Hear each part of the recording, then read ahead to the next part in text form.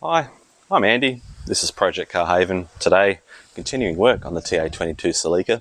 Previously, all of the suspension components have been replaced, all the brakes have been redone, all the underneath's been sealed and cleaned up. We've got the engine running, and today I'm pulling the front end back off the car to replace some seals and get the panels ready for some paint.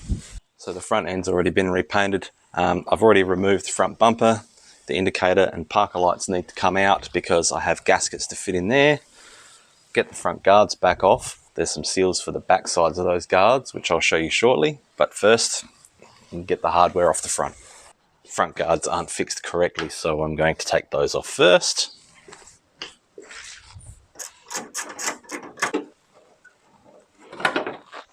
There we go. Much better. Much easier to access this stuff with the guards and the front bumper off.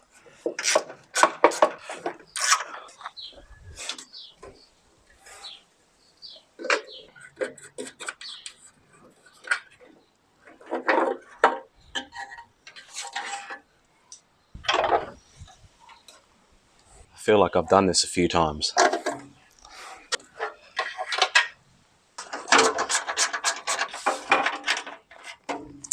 Get that out of the way. I'm going to pull the lenses off all these lights and install the gaskets to prevent dust and moisture getting in there, causing more corrosion, looking filthy. When I threw these on just for demonstration purposes in the last video, I only put one screw in each lens just to hold them in place, so it's not going to take too much to get them pulled apart.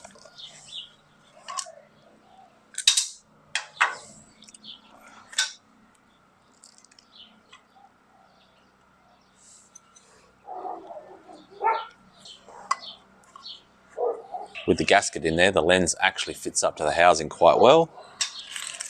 These gasket sets came with brand new stainless steel hardware, so instead of trying to use the old rusty stuff, I'm going to use this.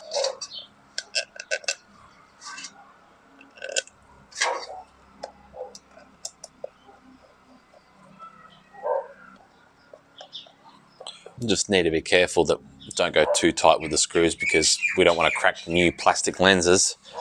Just enough tension to press against the seals. Nice. All right, well, that's one done. Let's move on to the others.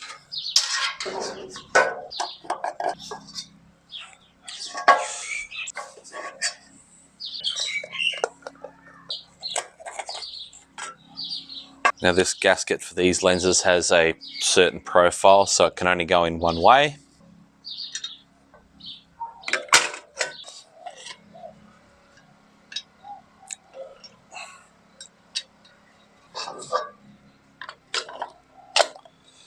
There's a Fender liner panel there, has a seal on it, and there's also a seal on the top where the frame is, so it's a complete seal. The factory ones are destroyed. Typically it's like a sharp angle, like so. These are pretty difficult to find. I didn't find any. I just went to the store that sells rubber extruded seals, found a 90-degree angle seal, like so. Tends to lay about the same as the factory. Cut to length, punch some holes.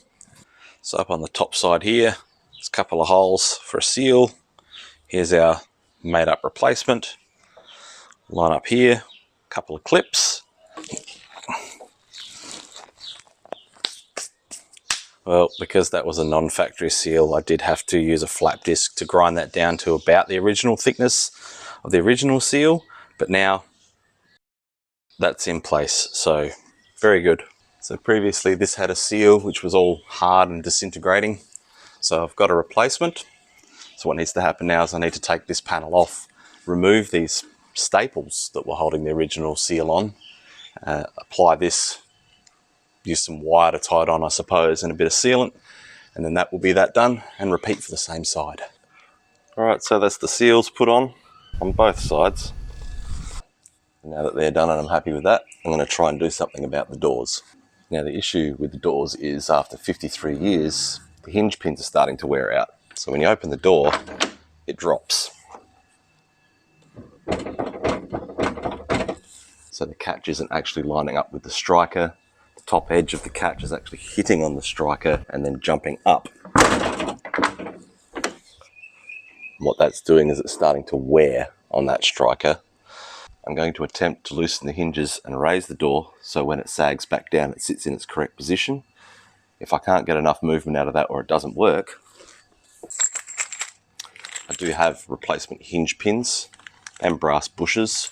That requires removing the hinges, grinding the old pin out, hammering the bushes in and refitting this pin. But I'm just going to try to adjust it out first and see how we go with that.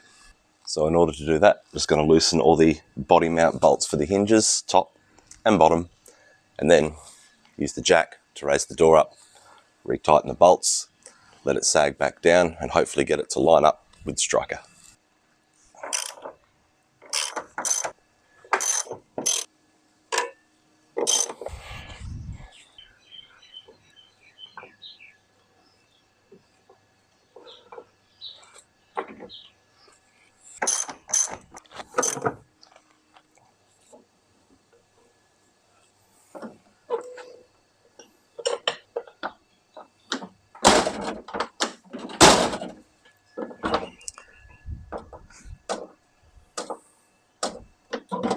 Well, there's no more knocking noise, so it's actually sitting higher. It's not clipping the striker, but the level still looks a bit out. So I'm going to try and adjust it up a little bit more and try and get it perfect.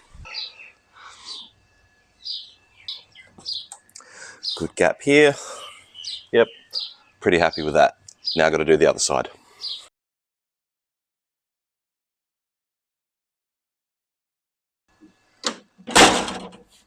Yep.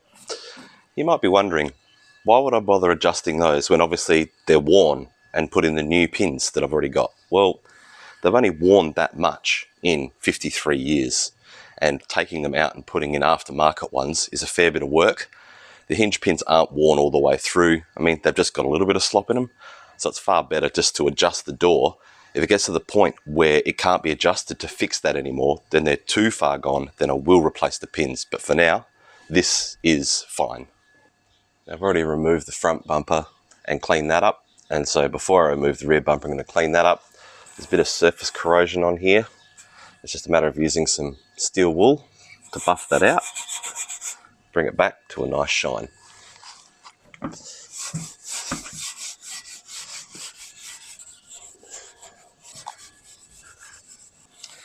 You think the steel wool would be scratching the bumper, but actually all it's doing is knocking off the corrosion, and it could just use a little bit of a polish afterwards, but it's not really rough and scuffed up like you might expect. Steel wool's definitely the way to go to clean up chrome. There is heavy corrosion on the underside here. It's not going to get it all off, but it will improve the way it looks from now.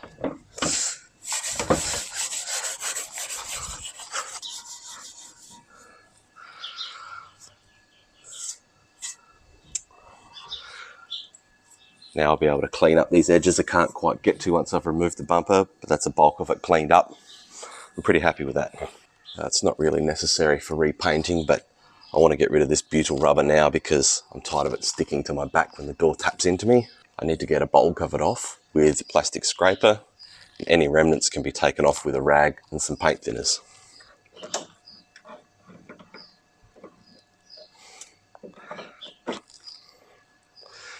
This is going to be a sticky, gross job. That's what she said.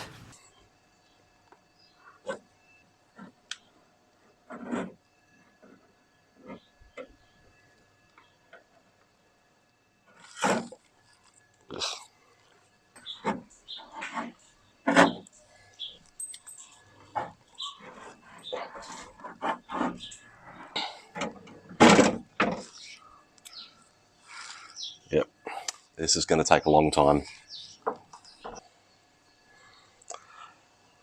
Ugh.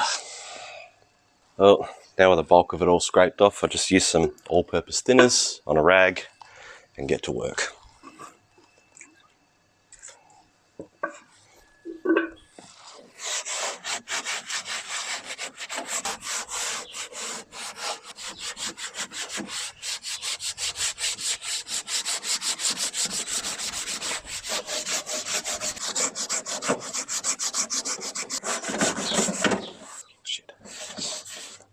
Well, it's not perfect, but it is good enough to put another perimeter of butyl rubber and attach a new vapor shield to the door. Onto the rest. I know it feels like I've been jumping all over the place, and there is a reason for it. It's because I hate doing bodywork, so I'm just getting prepared and leading up to forcing myself to start welding up holes and sanding. Next part is to get these rear door cards off and get the butyl rubber off, same as I've done for the fronts.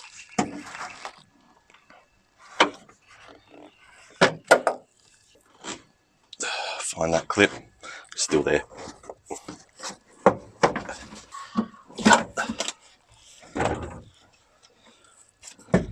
Oh yeah. Clips left in place. The vapor barrier is kind of intact, but I'm going to replace that anyway. I don't know that this tape is all factory. It is very old.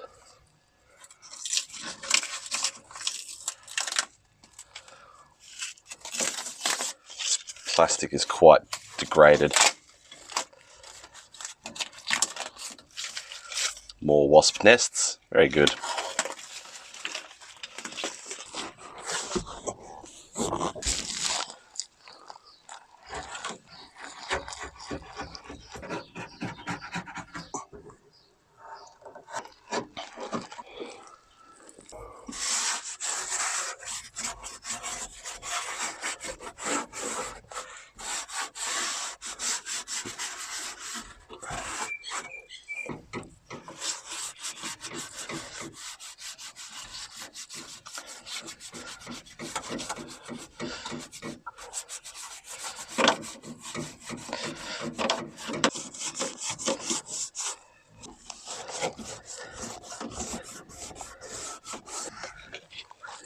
Ah, yes, okay. Well, this stuff's been in the way long enough. It's time to get these seat belts out of here, give the floor a bit of a vacuum now that I've pulled most of the carpet out, and then get onto some welding.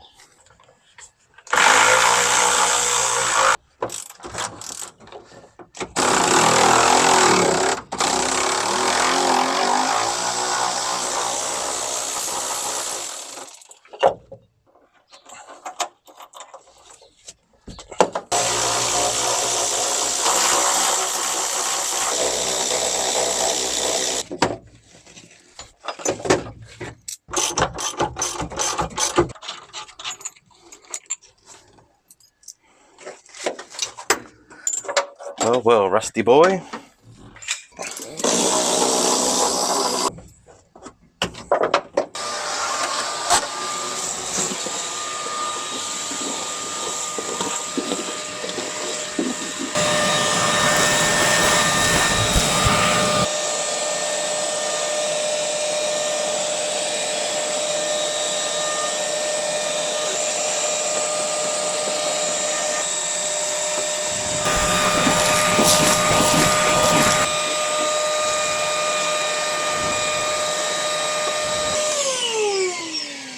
So I've pulled out most of the carpet. All the floor pieces were in separate sections instead of one whole piece like I thought they were supposed to be.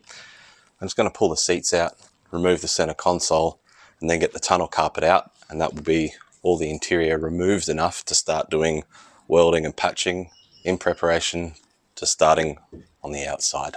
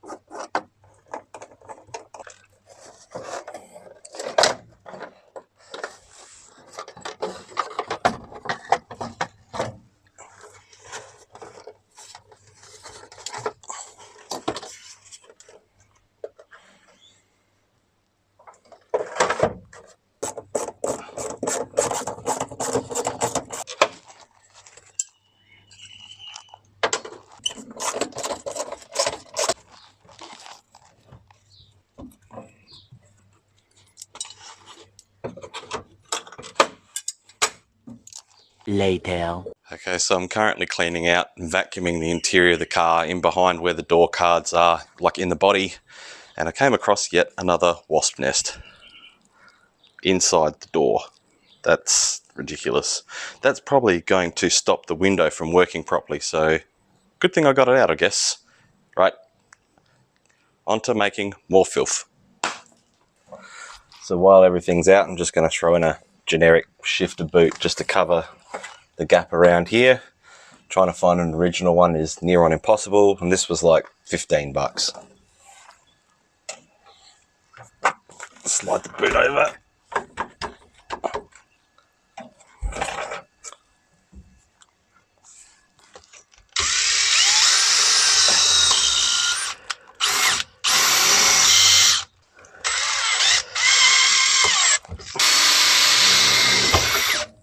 Just going to do them one at a time.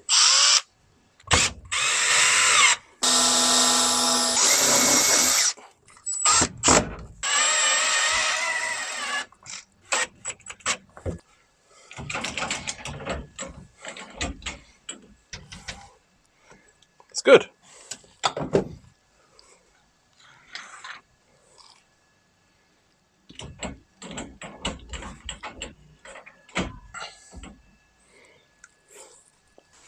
So I started working on the roof, just grinding back any rust bubbles and a few little holes that I found. And I'm finding a lot of body filler, and the little bubbles of rust, once ground down, actually show a decent sized patch. So now I'm hunting over the whole roof to try and find all those, expose all the metal so I can start repairing it. See, just from grinding back here, we found a little hole.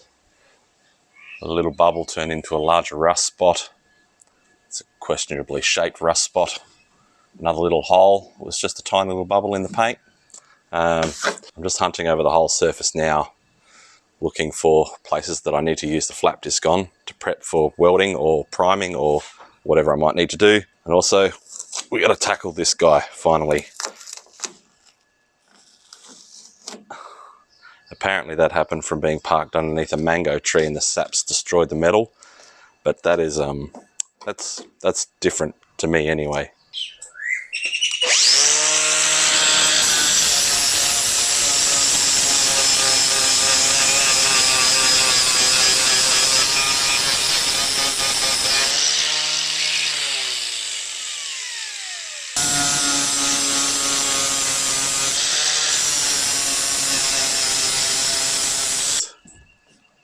Crunch that down a bit.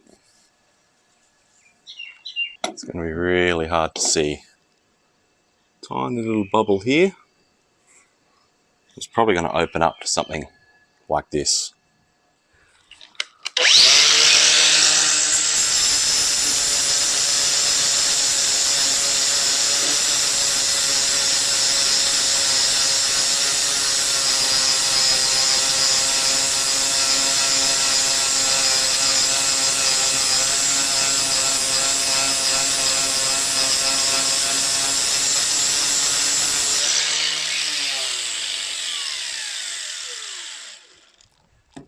That's what I'm fighting. So now I have to keep going with these spots. I'm going to get a better flap disc, try and grind off that rust, clear out these holes a bit better, and then figure out a solution to patch. Also, the other patches that were already on the car when I first got it need to be ground back, find out where the rust is, flap disc it back, treat the surface. A couple were just shallow dents. I'm not really sure why a whole patch of filler needed to be over these. So I need to cut all that back. There's more around the rest of the car. There's some on the lower sill panel on the passenger side. There's a bit on the boot lock. I've taken care of this corner, sort of, where the wiper arm drive comes out of the panel here. Need to sort that out. That's likely surface rust. I don't think there's any material missing there. I'll sort that out and keep going on with the rest of this, and then I'll figure out a way to patch holes. So I've changed to a 60 grit flap disc, attack that rust, get it back to bare metal, and then apply some etch primer so that hopefully doesn't come back and cause me more problems in the future.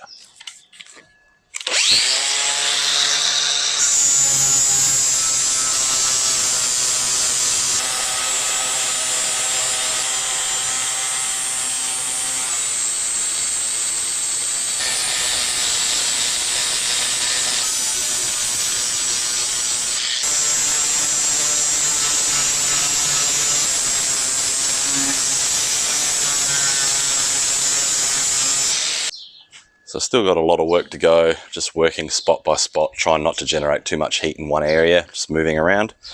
Cool little thing. See the factory braze weld there joining the roof panel to the pillar. It's kind of cool. Very smooth. A lot of these seem to be quite dark. There's not really any orange active rust. I'm probably just going to put some rust converter on these, let that soak in, and then clean it up and then put some primer on. I'm having trouble actually grinding that back, and I'm a bit afraid of just burning through the whole roof, which isn't ideal. Another thing I did was pull down the insulation or padding in the roof liner, because I'm not sure if that's glue or rust, but it feels very rough. So I'm going to have to attack all of this with a wire brush and then probably apply some rust converter on that as well, just to make sure it's not going to get all the way through and cook the whole roof. Just using this camping table to flatten out a new piece of material to be the new insulation for the roof liner. I'm not going to put that old stuff back up, so I'm just trying to flatten it out because it's trying to stay in the roll that it was in on the shelf, and then I can cut out the two pieces I need and then fit them to the roof before creating a headliner. So all the rust spots have been treated, covered in etch primer. The larger holes require some patching. And that's where this comes in. It's a bonnet off of a Subaru, but it is sheet metal from a car. I can cut patches out of this with the curves I need to suit the holes in the body, weld them in, and then should all be fixed. So I picked up this panel from a crash repairer and I paid the grand total of nothing for it. I offered to buy a crash damaged panel off them, and they told me just to pick one out that would suit and take it away. So I'm very thankful that they allowed me to do that. Now, to get access to the most surface area, I'm going to try and cut the back frame off, peel off where it's glued down without bending the panel anymore and damaging it. And that way I can find the right curves for the places I need it, well, close to, weld them in place, and then have no more holes in the Celica that don't need to be there.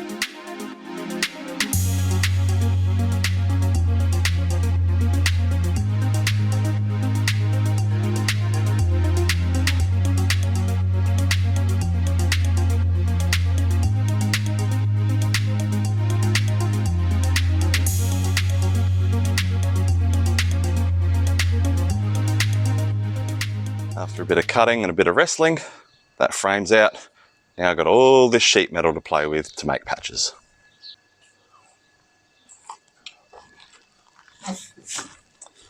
Look, sometimes I don't pick the most logical point to end an episode, but I'm going to finish this one here because I'm at a crossroads. I have 3 vehicles to work on at the moment, and I don't know which one I'm going to have enough footage for to complete to be the next video. So I'm working on the body on this, need to weld up the holes, put in some filler, sand it down, prep for paint, all that really not interesting stuff, to be honest. Also, parts to refurb the Legnum engine have arrived, so I could get the ball rolling on that, get the Legnum started for the first time and on the road soon, which is amazing. And the third one is, well, I may have needed a motorcycle license for the first time in my life, possibly for work. So I did a rider course, thought maybe I should have something to practice on. So the next day I went and bought myself a motorcycle. It's not too bad, but it does need some work as well. And I know it's Project Car Haven, but I thought it's still mechanical work. Maybe it would interest some people. So I'm just going to start working on all 3 projects at the same time, and whichever one has enough footage to make an episode of something will come out next. So for now, I'm just going to call this done for today, and I'll see you in the next one.